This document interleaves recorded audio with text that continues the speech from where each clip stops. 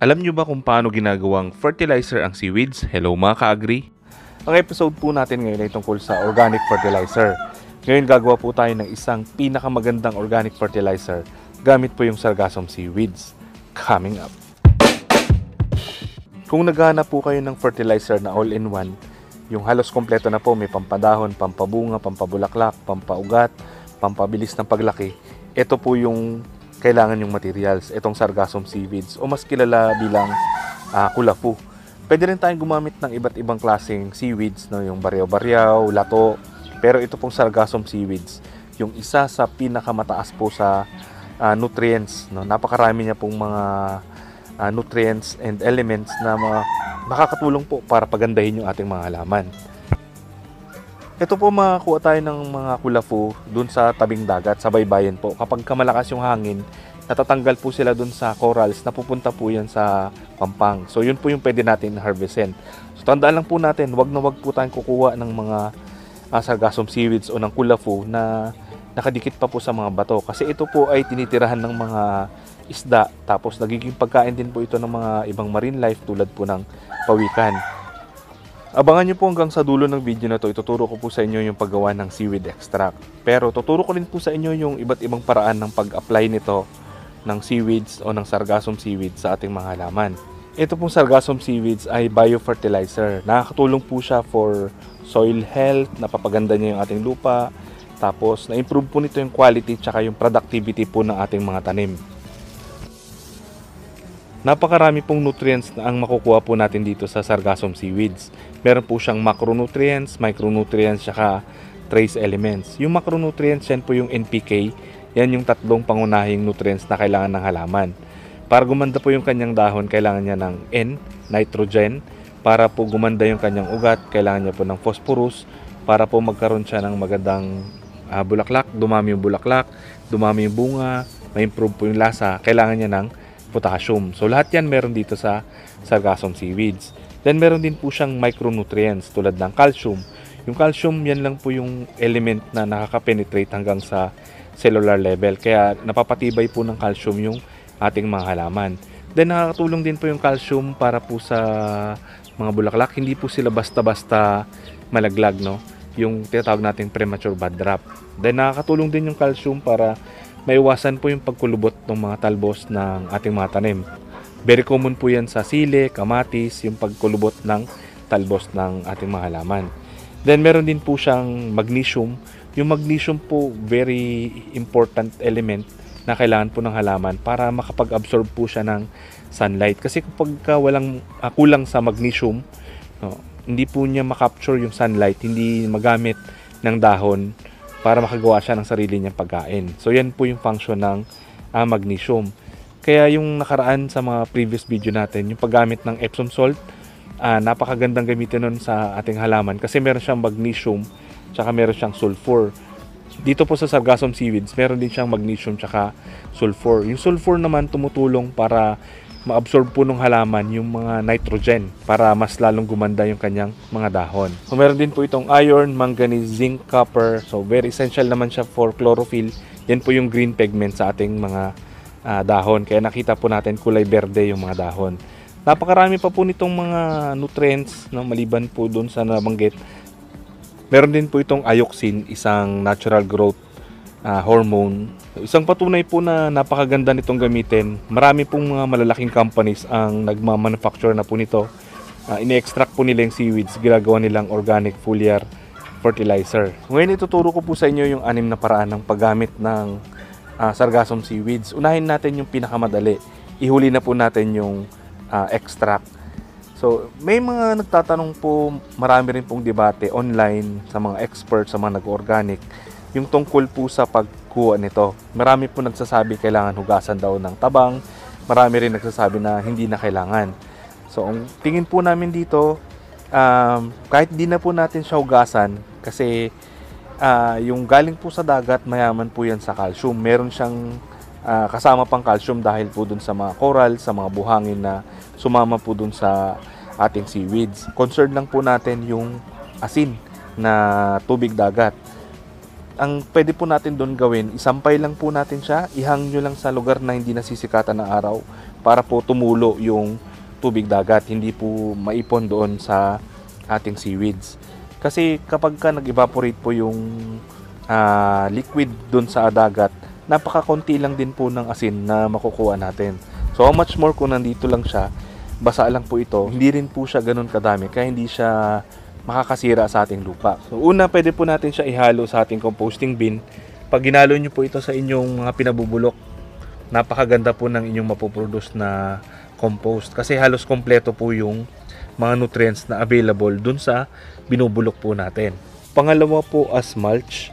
So pwede natin siya ilagay sa ating garden. Nakakatulong po ito para hindi basta-basta matuyo yung ating mga lupa, tapos hindi rin po siya tutubuan ng damo kasi nasusuppress po nung mulch natin yung mga weeds, kaya hindi po siya tutubuan ng damo. Then kung ganito po yung paraan ng paggawa ninyo, ito po ay slow release fertilizer kasi matagal po siyang mabulok, kaya medyo matagal po yung epekto niya dun sa ating mga halaman. Pero napakalaking tulong niya kasi hindi po basta-basta natutuyo itong lupa kung saan nakatanim yung ating mga halaman. Yan din po yung pinangmamulch namin sa mga tanim namin na foxtail.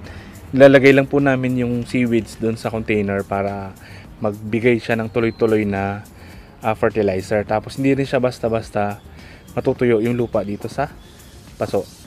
Pangatlo po yung top dressing. So pwede natin ito i-top dress sa ating mga tanim. So ito po, pinulbos ko lang siya, ginupit-gupit ko kanina kaya medyo maliliit na. Sinubukan ko po siya i-blender ng tuyo, hindi siya kaya ng blender, kaya ang ginawa ko po dito, ginunting ko na lang siya ng maliliit.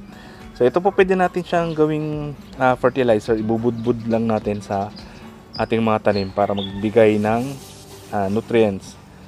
So tandaan lang po natin, mas maliliit, mas pino, mas mabilis po ma-breakdown yung mga organic materials, mas mabilis pong magamit ng ating mga halaman.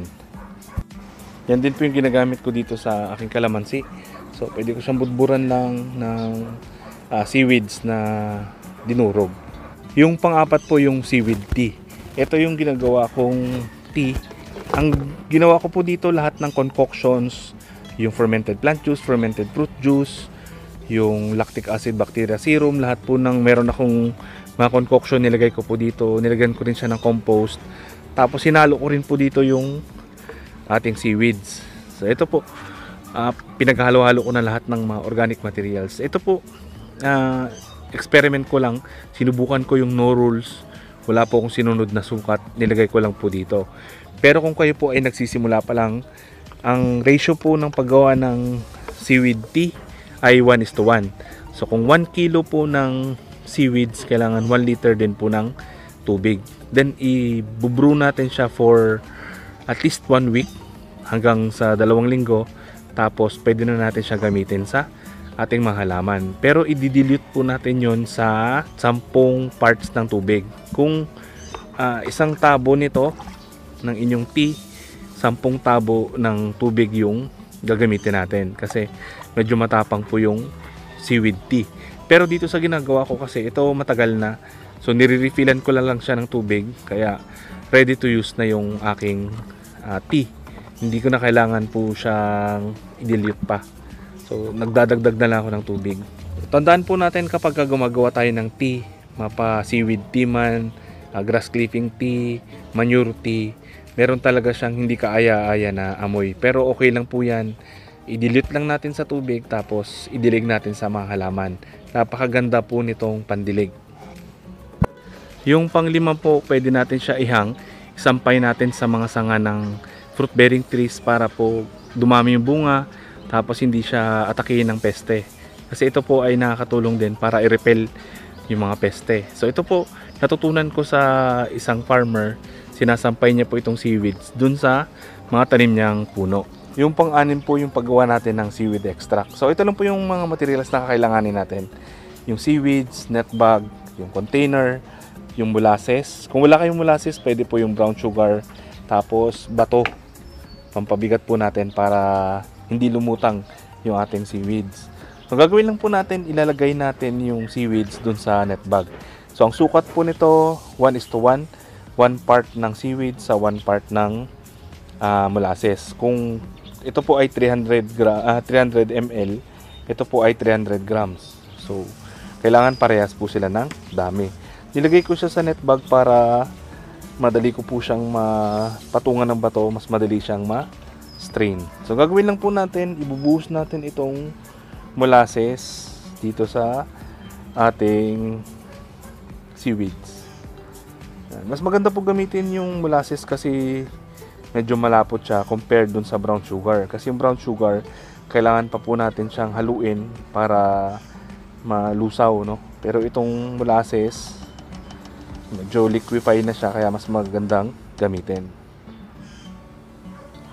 Yan. So ingatan nyo lang po na madapuan ng langaw pag gumagawa po kayo nito para hindi siya magkaroon ng mga maggots. Then pag nalagay na po natin, make sure po yung inyong bato ay malinis, no? Naugasan nyo po siya na maigi. Then ipatong nyo lang po dun sa inyong container para mapiga niya, no, yung ating seaweeds. Tapos tatakpan na po natin.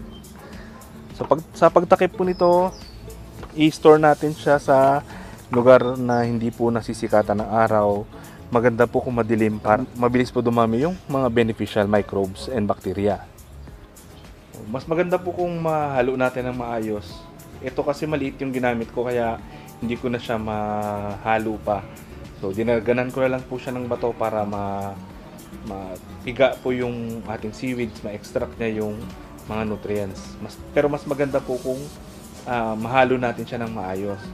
So mas maganda, mas malalaki pong container yung gagamitin po natin. Then ipo-ferment po natin ito ng at least 2 weeks hanggang 1 month bago po natin siya gamitin. Then pagka natapos na po yung fermentation, i-dilute natin siya 2 kutsara sa 1 litrong tubig. So pwede natin siya ipang foliar o spray sa mga dahon. Pwede rin po natin siya ipandilig. So 2 tablespoon per liter of water. So yan po yung measurement ng ating extract. Ito po yung mga ilan sa result ng pag-apply ko po ng seaweeds. So ito po yung tanim natin na siling labuyo. Nakatanim lang siya sa container pero kung makita po natin ang lago ng kanyang mga dahon. Then dito naman sa kabila yung mga tanim nating sitaw. Ang dami na pong bunga. Yan, naka-harvest na po ko dito nakaraan. Pero ngayon marami pa rin po tayong i-harvest. Baka bukas or sa susunod na araw pwede na tayo mag-harvest. Then kung makita po natin, mas lesser yung peste. Tapos ang ganda po ng tubo, no? Ang gaganda ng mga bunga ng tanim nating sitaw. So kahit po dikit-dikit, magkakatabi po yung pinakapuno niyan, halos sa isang ganito. Sa pinakababa niya, 2 hanggang 3 puno.